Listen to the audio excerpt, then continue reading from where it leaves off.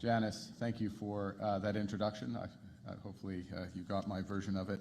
We're able to read it out. It is a pleasure. There's no better place to have this announcement, this discussion, than the Monk School. It's an absolute pleasure to be here.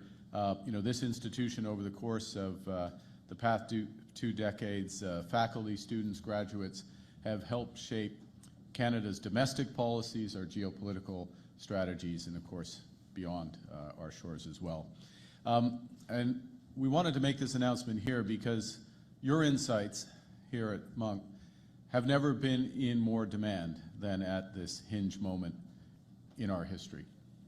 Threats from a more dangerous and divided world are unraveling the rules-based international order. An order that was fused by the settlements at the end of the Second World War and the end of the Cold War, an order on which Canada has relied for longer than many of our lifetimes. And while the consequences of these developments are profound, we have agency. We have agency in determining what comes next. Canada can work towards a new international set of partnerships that are more secure, prosperous, just, and free.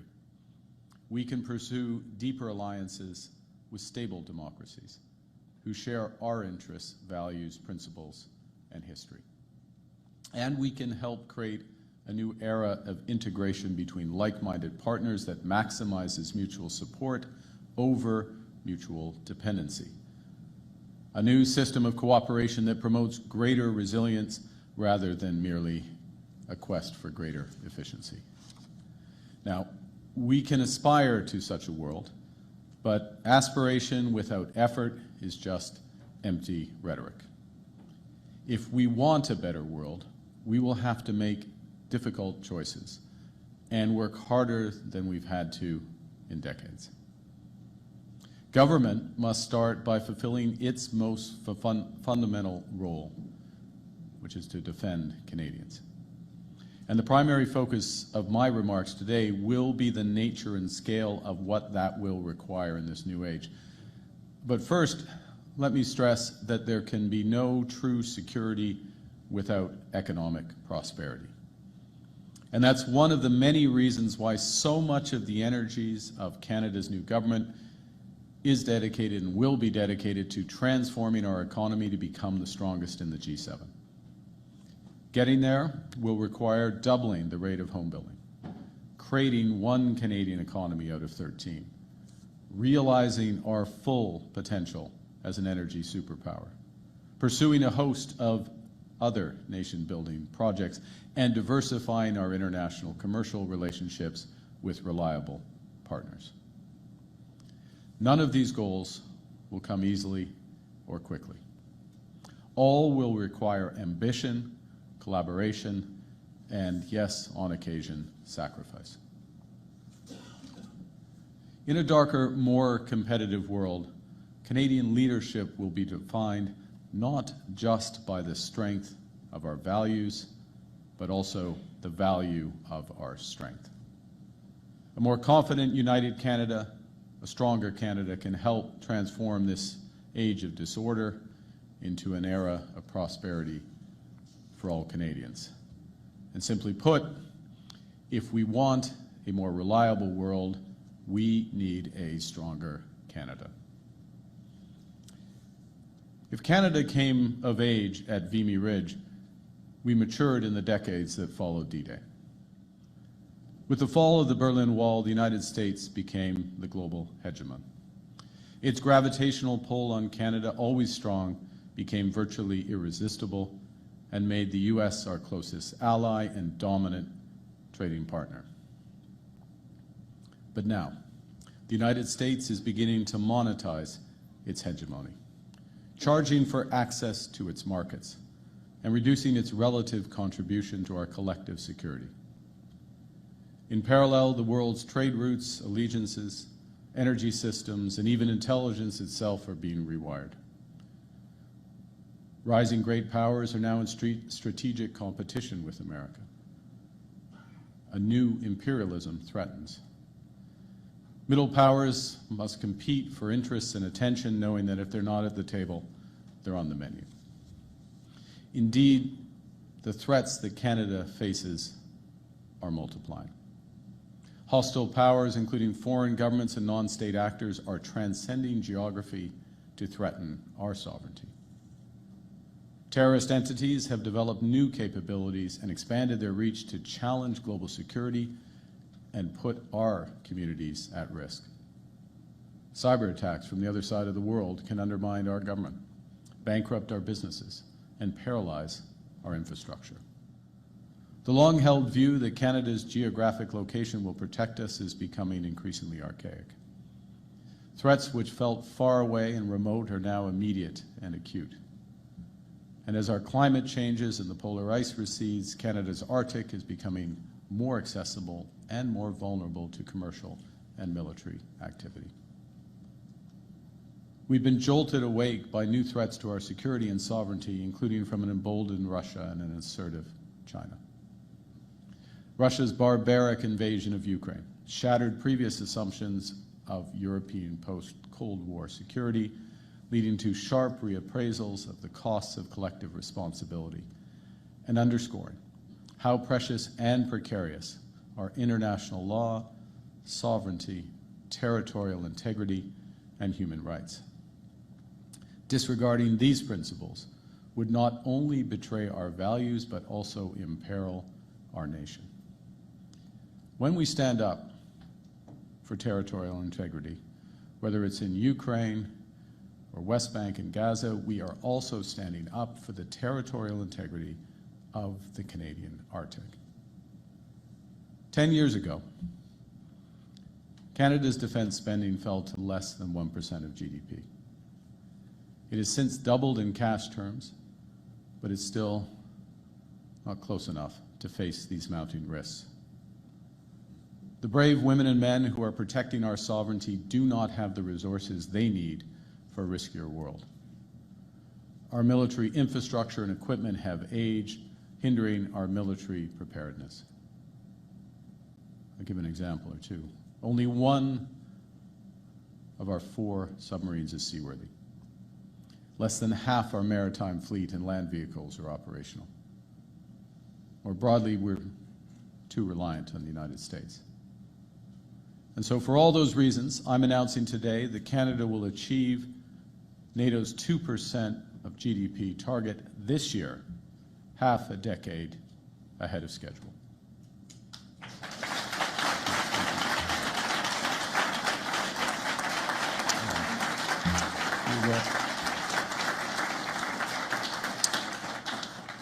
And we will further accelerate our investments in years to come, consistent with meeting these new security imperatives. We'll start by changing the way we support and invest in our armed forces. We will change the way we arm the men and women who serve, so we can fight on new battlegrounds in unfamiliar territory, so we can defend every inch of our sovereign territory, from seafloor to the Arctic to cyberspace, so we can protect Canadians, our interests, and our allies.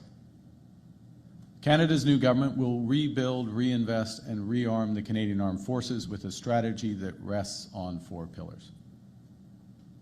Investing in the foundations of defense, the women and men who serve, and the equipment and infrastructure that they use. Second, we will enhance and expand our military capabilities. Third, we'll strengthen Canada's defense industry. And we will diversify Canada's defense partnerships. I call on all parties in Parliament to support these critical investments in our security and sovereignty. Our plan will help ensure that Canada is strong at home and reliable abroad. We will ensure that every dollar is invested wisely, including by prioritizing made-in-Canada manufacturing and supply chains. We should no longer send 3/4 of our defense capital spending to America. We will invest in new submarines, aircraft, ships, armed vehicles, and artillery, as well as new radar, drones, and sensors to monitor the seafloor and the Arctic. Nous allons réparer et entretenir les navires, les aéronefs et les infrastructures que, pour trop longtemps, nous avons laissé se dégrader. Nous allons investir dans les technologies satellites afin de détecter et prévenir les menaces pour le Canada ainsi que nos alliés. We will ensure Canada's north is protected with a larger, sustained, year-round Canadian Armed Forces presence on land, sea, and air. We will expand the reach, security mandate, and the abilities of the Canadian Coast Guard and integrate it into our NATO defense capabilities to better secure our sovereignty and expand maritime surveillance. As part of our new strategic approach to defense and security, we will also establish Borealis, the Bureau of Research, Engineering, and Advanced Leadership in Innovation and Science. Borealis will advance cutting-edge research in artificial intelligence, quantum computing, and other frontier technologies essential to safeguarding our sovereignty. Nous allons pallier le manque de personnel dans les forces armées canadiennes en modernisant le processus de recrutement, en bâtissant de nouveaux logements et sur nos bases militaires, en améliorant l'accès aux soins de santé et aux services de garde.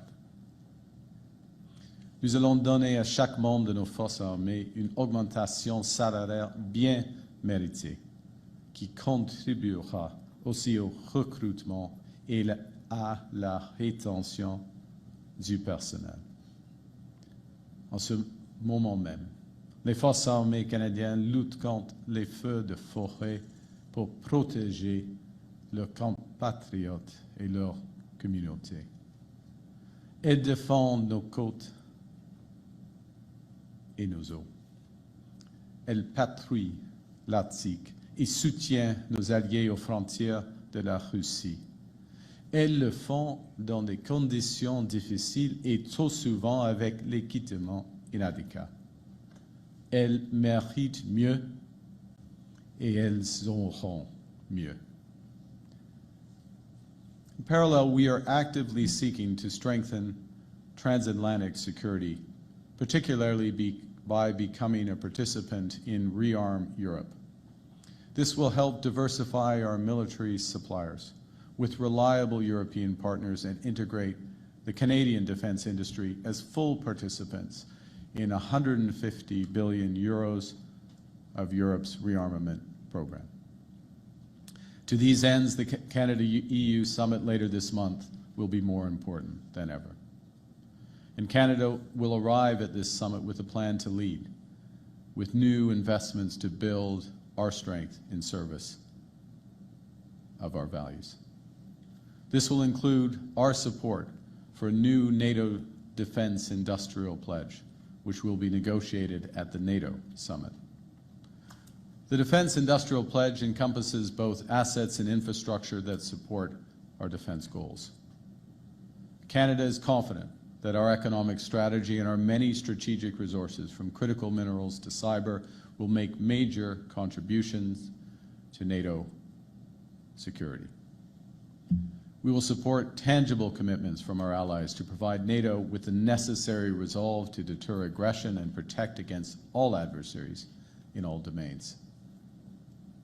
Our fundamental goal in all of this is to protect Canadians, not to satisfy NATO accountants.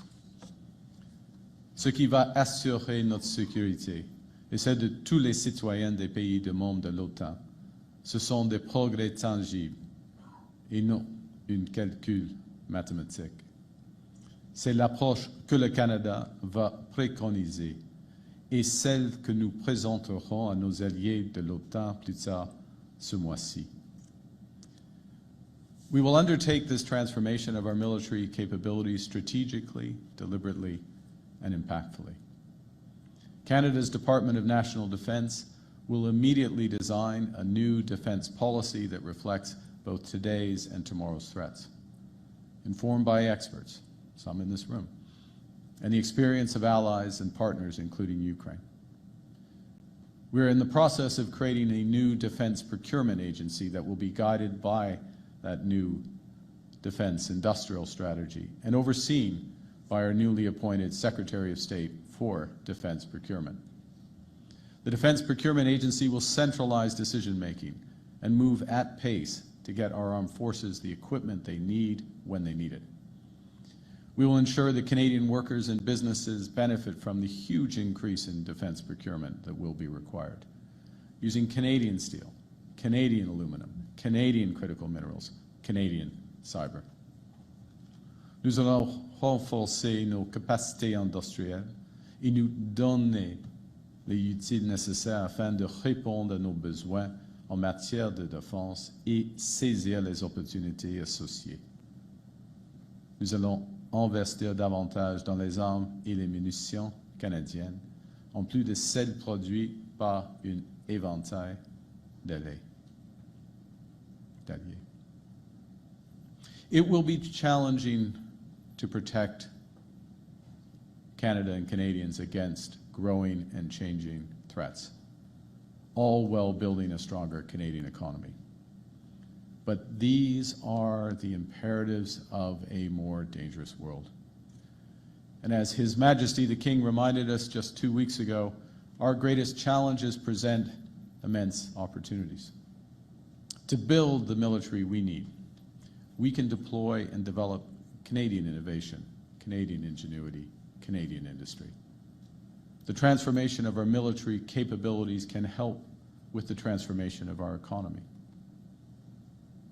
Today, national defense already accounts for over 275,000 direct and indirect jobs across the country in over 3,000 communities, every province, every territory. Our renewed commitment to defense will create tens of thousands of more fulfilling, high-paying careers for Canadian workers.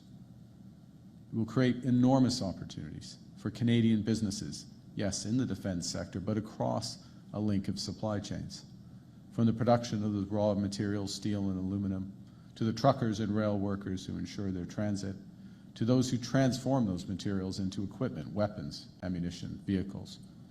It will help drive innovation in sectors including AI, quantum, and cyber.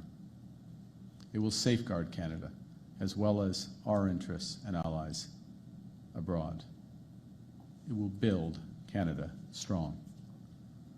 Nous allons assurer notre sécurité dans un monde qui a été profondément transformé. Nous allons créer de bonnes carrières et de la prospérité à travers le Canada. En ce faisant, nous allons protéger cette prospérité, protéger notre qualité de vie et protéger notre façon d'être.